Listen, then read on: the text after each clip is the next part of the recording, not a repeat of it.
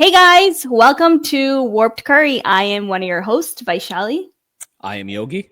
And I'm Gayer. And today we have a topic that we're excited about. We're going to get right into it. September 18th, 2025. BAPS made a big announcement. We had done this topic before, which was about the raid itself and what had happened on May 11th of 2021. BAPS on September 18th made the announcement letting everyone know that the Department of Justice and the U.S. Attorney's Office of New Jersey closed their investigation on BAPS and the raid. Now, the reason we're talking about this, because I'm sure a majority of the people already know the news, what makes it interesting is that the day that the raid happened on May 11, 2025, and we talked about this in the last video, where I was there very early in the morning when I found out about it. By 10 o'clock, the New York Times had put out an article while the raid is still going on, right? No one even knew about the raid in a sense, but the New York Times posted this long article, infamous article, and it got out. And by the next hour, it was everywhere in every media, every social media across the world. Like, a funny thing that happened is, as I'm standing there, I stood there all day, but at 1 o'clock, I got a message from somebody in India with a picture of me on a Sri Lankan news channel that was literally while I'm standing there. And this is at 1 o'clock from across the country. It was on the news. And the reason I bring this up is on September 18th of 2025, BAPS made this huge announcement after 4 years of insanity. But when you Google search this, it wasn't until the 19th that majority of the news channels even thought to bring this to light. And it's a little bit frustrating. The bad happens instantly. The good, no one cares about. And that's why we're going to talk ethics about this. That's what it is. These people have zero ethics, right? For me, it starts with the media, right? That's what gets me really, really pissed off, right? They clearly have hidden agendas, very, very clearly have hidden agendas, and they use it when it serves their purpose, but they have zero ethics. It's all about pushing their agenda. It's all about getting their revenue, and that's all they really care about. They have no care if it's true or not. Journalism is really not what it used to be. I feel like the honest journalists are far and few between, and no one really pays attention to them. Part of the problem is all of us, right? Mm-hmm. We give attention. We share news that is bad more than we share news that is good, right? So I think we're to blame, number one. The media is to blame, number two, right? Now, in my opinion, this whole thing is not even about what transpired on that day or what they felt was happening. It's not about trafficking. It's not about all that stuff. The people who originated this and started this, they have orchestrated a phenomenal campaign to basically serve their purpose. And if you can't see that, then I'm sorry, you're completely blind. You know, there are other organizations that have been targeted in the same way, other spiritual and religious organizations that have been targeted in that way. Yeah. And I just don't think it's fair. And this Swati Sawant lady, she has literally sparked something up, twisted everything, and ruined it. Time out. And Gayer put this off the record. Okay, so Yogi, what is our agenda for this conversation today? Is the plan to bring a spotlight to the bad news, or are we going to talk about what came out of this raid? Because those are two different stories, and we need to change the perspective and the framework. Gary, you just said what's Googled right now is the bad news. You just said, right? We focus on that. So let's focus on the good news. This whole event, I'm not going to call it a raid. I'm not going to call it a bad incident. This event that happened transpired so much, right? On the word of one man. on the request, the humble request of one man, a community came together, international community came together for seva, for volunteer, for dedication, with commitment, giving up, or losing their jobs, taking a break from college and, and school. Why are we focused on whatever Swati did or who did what, or New York Times, who cares? Right now, we should be changing the framework of this conversation. Let's change the conversation. What happened because it was something to bring the community together, right? Change it. Change this. I agree. This. No, you're right. You're right. I agree. Yeah. And I was literally feeding into the same crap that I was pissed off about. Yeah. But you're right. There is a ton of positivity that came out of this, and honestly, unimaginable positivity that came out of this. Yeah, you both, I'm sure, have a lot more interesting stories to share. So we need to, before you get into it, you had us pause, but what I'll say is that we're not going to cut that out because you're 100% right in what you said. But I'll say one thing, which is funny. Normally, Yogi is the guy that's the voice of reason in life, where normally he's the one that would have said we shouldn't be bad-mouthing somebody. I've known him for a very long time, and anytime, not even just me, but anywhere we are, if somebody starts really going down this rabbit hole of bad-mouthing or talking negative, he's the guy that normally stops me or stops somebody else or changes the topic. So we're not going to, the recording is going to stay as is, but you're 100% right. And it's a moment of where I'm glad you were able to bring that to light. So it's good that you stopped us from this rabbit hole that we could have gone down and would have been, I think our audience is going to appreciate the fact that we don't go down that rabbit hole. Obviously, our guru is going to appreciate the fact that we don't go down that rabbit hole, like you said. So, if anything, the one thing that is, disturbing is that their negative media does spread a lot faster. So, our goal is to spread, well, like you said, the positive. And there's other people kind of doing the other work for us. I'll tell you one thing. CoHNA, which is the Coalition for Hindus of North America, they did do a 30-minute podcast or a 30-minute interview, which will link that video in our video when we release it. But the one lady on there, Pushpita Prasad, who is a board member of the coalition, like they were one of the first people to announce. They were the only one on September 18th to announce that this was the case was dropped. Other than that, I looked throughout the day to see how the news was spreading, but they were the first, and they've been very vocal in the stuff. There's a 30-minute video that I watched yesterday, and she was the first person to say the negative media outweighs the positive, and that's why they're going out and above and beyond to try to make sure that people understand that what happened to us, BAPS, and the people was very wrong. So I think at this point we should try to highlight some of the 12,500 volunteers like we talked about in the last.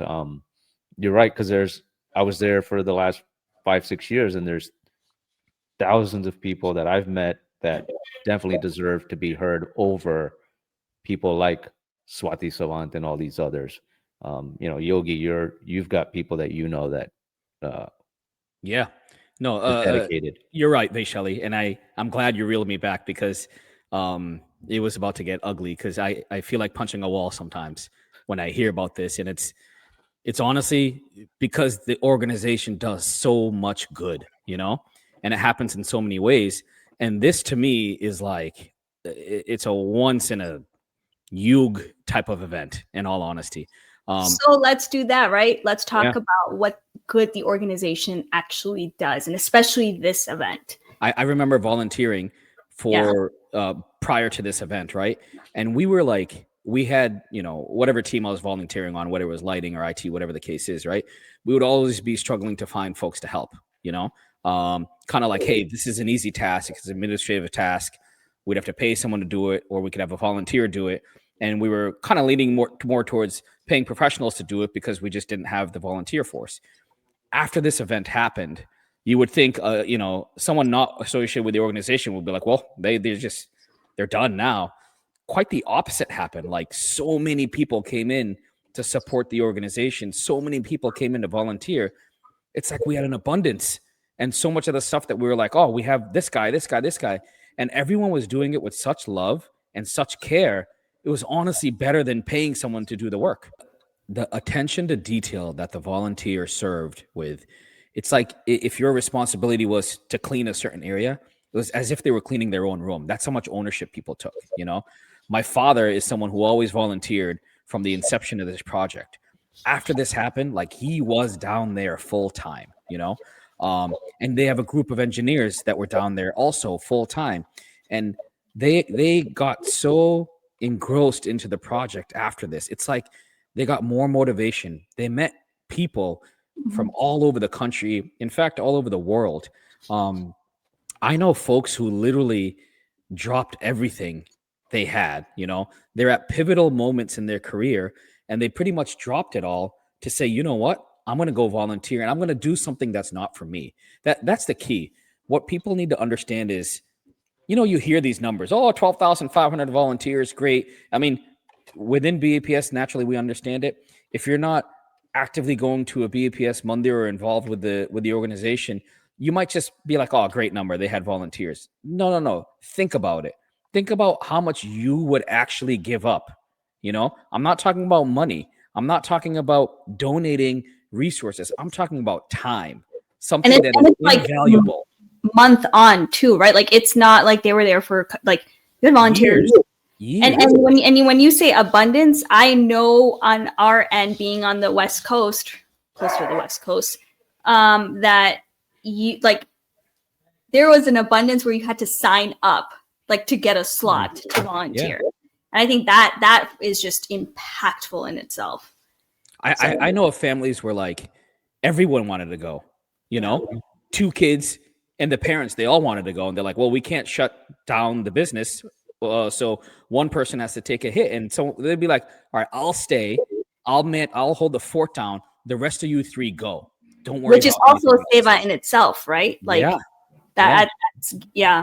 And then people might have issues with that. Like, oh, that wasn't good. The organization shouldn't have done that. People are doing it. And if you ask those people and talk to those people who gave their precious time, every single one of them would do it again in a heartbeat. In fact, they're all waiting for the next moment. Like, hey, when can we all get together and do this? So you have to remember, the world teaches us to only care for ourselves. Our school teaches us how we can succeed, how we can be better than the person next to us, make more money, et cetera, et cetera. No one is teaching the world to give back to the community.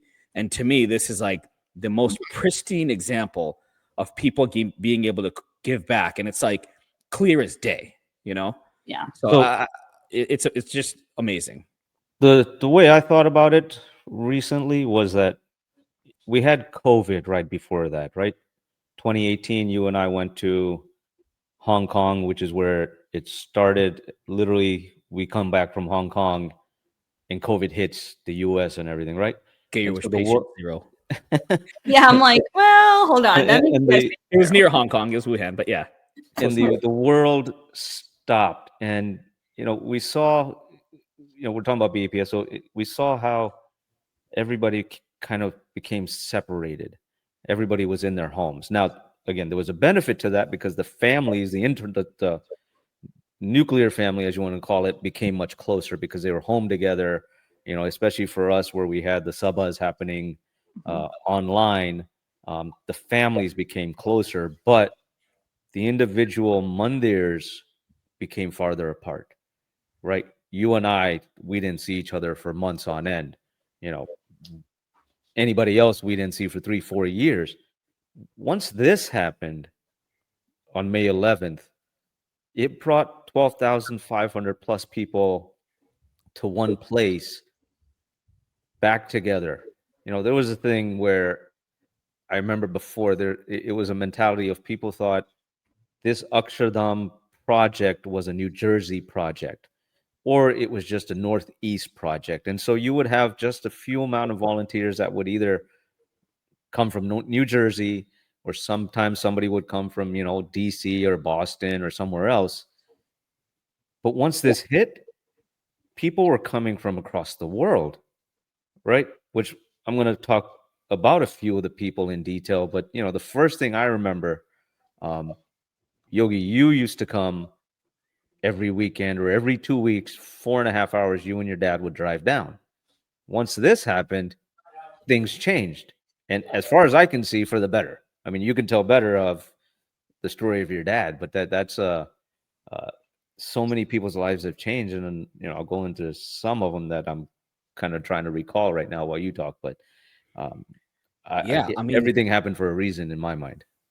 yeah, I mean their dedication to this, I hope I can do as much as he does.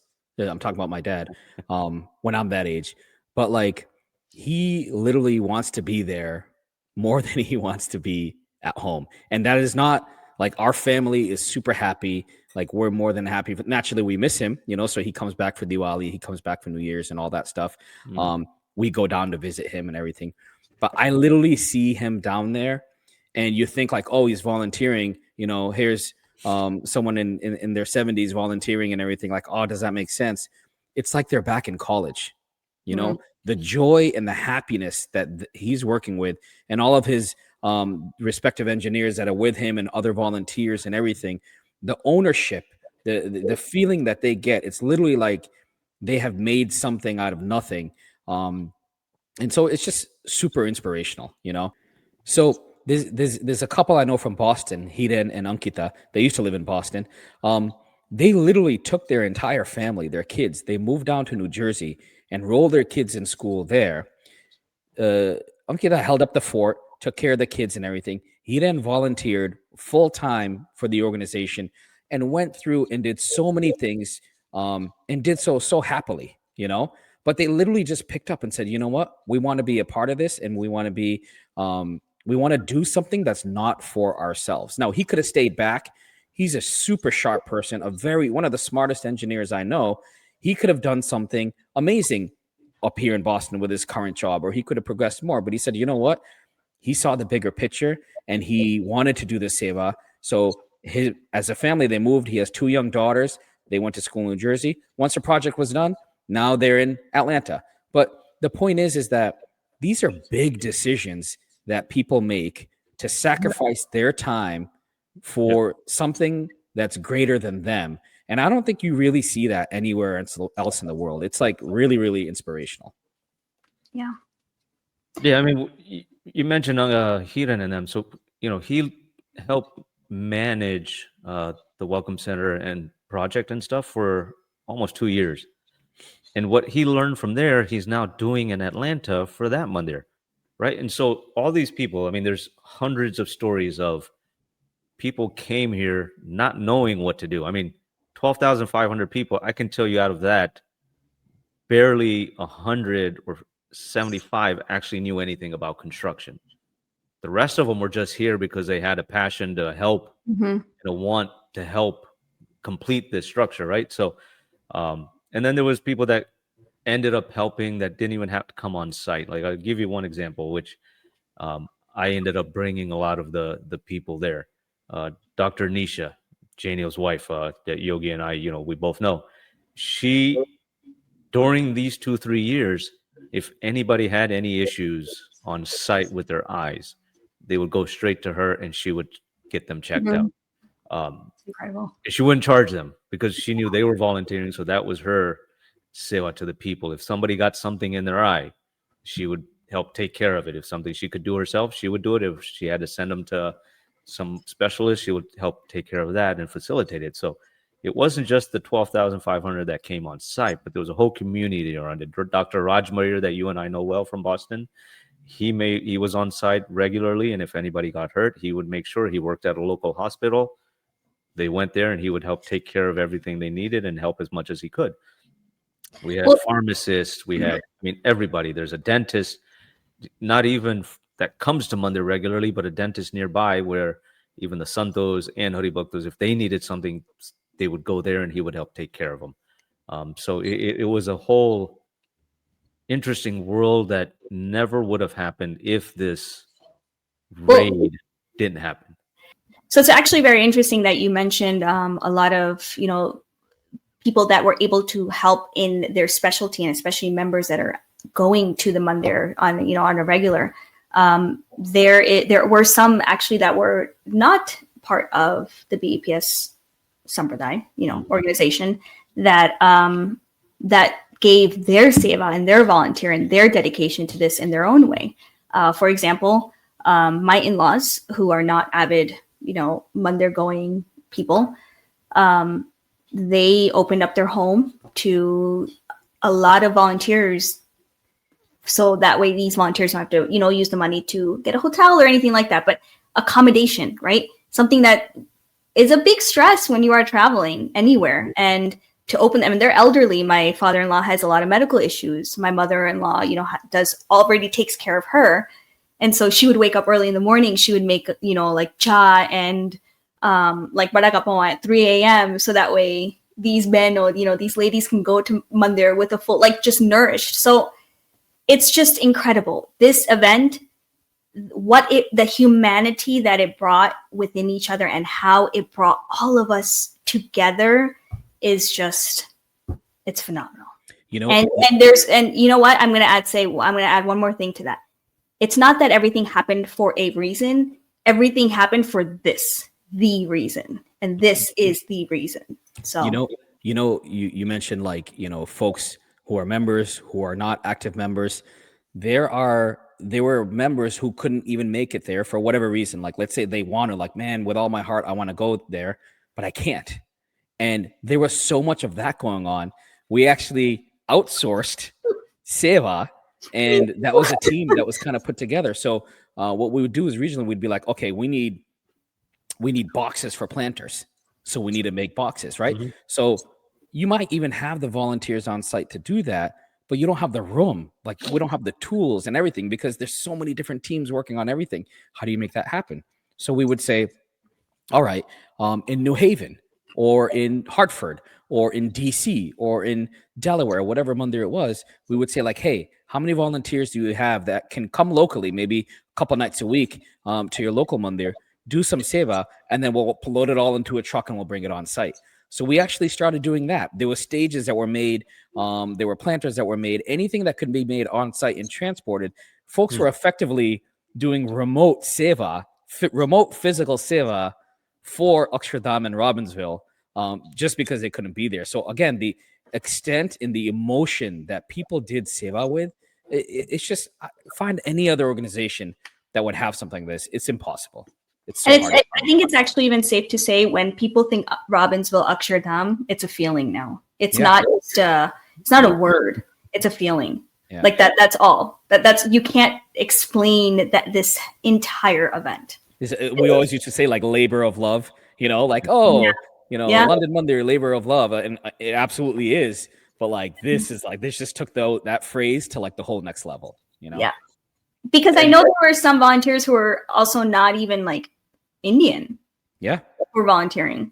Yeah, it was just, and the only other place, I'm going to be honest, the only other place that I have seen the way this came together and how people were working together and the unity amongst it, only the military, really. But that's for a different reason, right? Yeah. So for me, in my head, I'm like, $2 grand. So yeah, I mean, there was millionaires from across the world, and there's so many to count, but there's one in particular that, because the seva he did was more amazing than I thought, because there was a bunch that came and they helped with stonework, or they helped with moving stuff, or even feeding and that kind of stuff. But there's one in particular, Pinakinbay Patak. Yogi knows him, we know him.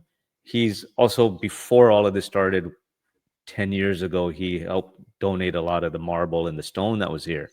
But when this happened, we needed somebody to operate the crane. And so he got certified to operate the tall crane, the tower crane, which is one of the largest in New Jersey, one of 2 largest in New Jersey that have ever been used. and he got certified. And once a week, he would come and operate the crane for 4 or 5 hours. And the man is literally a multimillionaire. But some reason in his head, he decided that I want to do something. And he could have done something just as simple as, serving somebody food. But no, he decided he's going to learn how to operate a, multi-million-dollar crane on top of that and put his time and effort into saving the sun some money over time because of, crane operators are not cheap. We interviewed Kush a while back from Relative Dynamics. He did the same thing. He took 3 months off of work as his CEO and founder and operated a crane, got certified and literally operated a crane. And that's incredible. That is so people, it wasn't just people from the US. I have friends in Leicester. My wife's friend, Yogi Jadeja, he came with about 10 guys. They didn't stay for years because they're from the UK, but they would come 2 weeks at a time.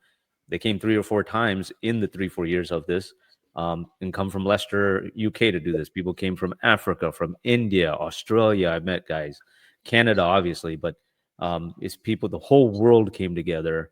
well. Even you, Gator, look at you. Like, your story is just he lived there. You live there, and your wife is not even in the same state, right? Like, that is a whole story that I think everyone also needs to hear. So take it away. I feel that's the story enough, and it's a blessing of my wife has allowed me to do this. I'll say, she holds down the fort in terms of the finances for the most part, and especially during that time where I was there full time, and the memories there are something that I'm never going to forget. I mean, nothing else matters. I'll tell you one quick story just because I can talk about this for hours, and I have. So I remember the Tapumurti. Before this whole thing happened, before COVID and everything, I started the project there after I left my job. And I remember it was a 1-year commitment that I had made to doing that project. And the Tapumurti itself was going to be 2 years before it gets installed. So I started kind of work. But then this happened where it became volunteers doing it, because we could have let other people do it, hired somebody. And the story I will never forget is the last 2 weeks of when that Murti was being installed and put together. Somehow everything fell into place where work I was able to put aside for a little bit for the 2 weeks to then put the last 1 inch where the two pieces came together. I was on the top putting that half inch together, and it was a dream that I thought it wouldn't happen, because 2 years ago I only committed 1 year to it, but because of the raid I was able to come back, had the want to come back, and the timing just happened where the Sant that was in charge of it, Kirti Sagar Swami, our friend, I was standing next to him, and he remembered me from our Hong Kong trip, because that's the first time I met him. And literally I walked up and he's standing next to me, and he's like, I need your help, because he didn't know anybody else at that time that was standing near him. So it all everything happened in an order of it was supposed to happen, where I was able to then do that seva. But to me, the bigger thing is, Yogi, you talked about your dad. My dad also was there he was there before it happened, but he was there more when it happened. And he was able to meet, at his age, he's 78 right now. And he's had health issues where he lived in South Carolina. And the only reason he's alive is because he moved to Robbinsville at the right time, and his medicine got changed because he was misdiagnosed, which is a whole nother story. But once the right medicine was picked up because of Robbinsville, and he moved here, and because of a doctor, he was able to then go to Mandir 7 days a week. And he, right now, more people know him than they know me. Even though I'm on social media and I, talk to more people, he was the one where once you ate lunch or breakfast, you would throw your plate out and he would be standing at the trash can taking your plate. So he knew every single person. Anywhere I go right now, say, I know your dad. I know your dad. I mean, there was a time where people would be like, I know you. And they would tell my dad that no one cares about me. And just so everybody knows, Gator's dad has done very well. He has, he saved up a lot, and he's very smart when it comes to his finances. He doesn't need to stand next to a trash can. You know, Right. that's probably the last place in the world he needs to be. He should be on a beach, vacationing, going around the world. He has the money, and he's worked his tail off his whole life to do that. But think about that for a second. Everybody, in your retired life, after you work your tail off for so many years, he has a massive retirement, and he's standing by the trash can taking dishes from other volunteers who are having their lunch or dinner or something. You really have to put that into perspective to understand what that means in the real world. And not just once, not just for a weekend, not just before a holiday, we're going to go volunteer at a local pantry or something. I mean, he 7 days a week for years, 4 years. And to this day, he is still doing it. He's You know, still it's doing it. He's there right it's now. actually interesting because when people hear stories like this, right? And, you know, you think of what makes you get up and do that, right? What makes you get up and say, I'm going to go volunteer in whatever I can or can't, right? Be there, be a human body. And it makes you wonder why do people, right? Why would people do things like that? Why would you come together and work with people that you've never met? Figuring your life out that way. It just makes you wonder, like, it's like it takes one event, right? It takes one event.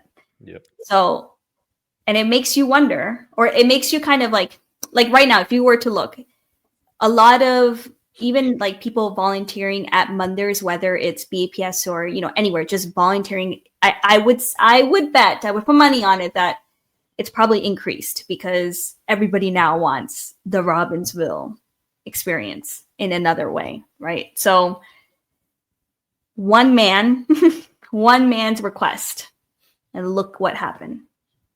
You know, we had a volleyball tournament that we had referees coming from outside, like a Monday organized volleyball tournament locally.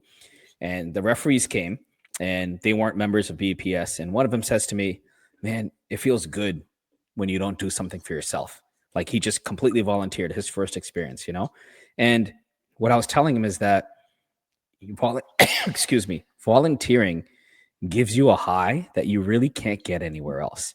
When you volunteer for the whole day and you do something that's not for yourself, when you go to bed, you'd be lying through your teeth if you said you didn't feel any better, And there's that calmness, there's that peace that you get that is just unmatched. And you really can't get that no matter what you drink, what you smoke, what you snort. You're just not going to get it. Money is the last thing that's going to give you that satisfaction, Yep. So I encourage everyone, if you're not volunteering, wherever, I'm not saying BAPS, whatever your respective religion is, whatever your respective community center is, just go and volunteer, give back. That satisfaction you get is effectively unmatched. There's no way you can get anything close. Even for animals.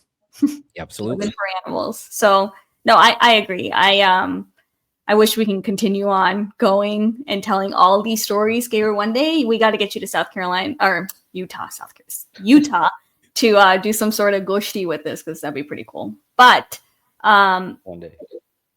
But it was good that you switched the topic, because I think it was necessary. And again, there are 12,500, so there's still a lot more stories than even what I know. I mean, I know what I've seen for the few years, but there's so many stories, which maybe one day we do something again where we either get one of them on here and talk, or we get a few of them. So yeah, all of you guys share the stories with us, because I'm sure there's so many that haven't been documented or people don't know about them. So I we'd think love to share them with you guys. This is a good place to end, because it was fun. It was more fun than I think what it could have been if we went the other way. Yeah, I agree. All right. For once, Vaishali puts us in the right direction. We'll end here with a thank you to everyone that's kind of stuck by, because I know a lot of people have been asking us to do a recording. I mean, I hear it every couple of days. Yogi, we've heard it anywhere we go. And we needed the summer off. I'm glad we got to this one, because this is a good start. We have other ideas. We've been talking constantly. It's not that we just stopped talking for the last 3 months, but we have other ideas, and we're going to get other people on here and hopefully have some more fun just like this. So till next time. And actually, we should add, if there are certain topics that people want us to cover, it is an option, right? So drop them in your comments wherever, and we'll review.